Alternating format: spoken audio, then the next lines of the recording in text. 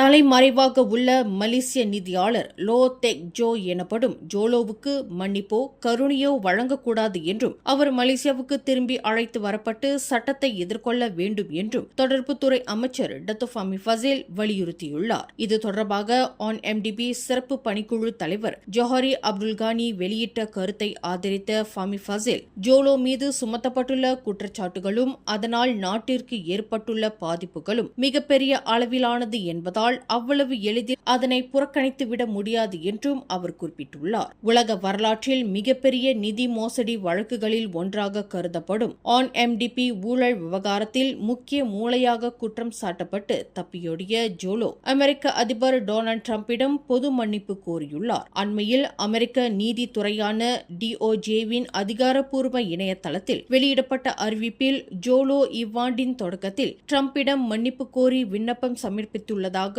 குறிப்பிடப்பட்டுள்ளது. இந்நிலையில் இந்த விவகாரம் குறித்து அரசு இன்னும் அதிகாரப்பூர்வமாக விவாதிக்கவில்லை என்றாலும் நேற்று நடைபெற்ற அமைச்சரவை கூட்டத்தின் போது இந்த தகவல் அங்கு பகிர்ந்து கொள்ளப்பட்டுள்ளதாகவும் ஃபமி ஃபசேல் தெரிவித்துள்ளார். மேலும் செய்திகளை தெரிந்து கொள்ள கீழே இருக்கும் பெல் பட்டனை அழுத்துங்கள். உங்கள் மகிழ்ச்சியை வெளிப்படுத்த லைக் மற்றும் ஷேர் செய்யுங்கள். தொடர்ந்து திசைகளோடு இணைந்திருக்க சப்ஸ்கிரைப் செய்யுங்கள்.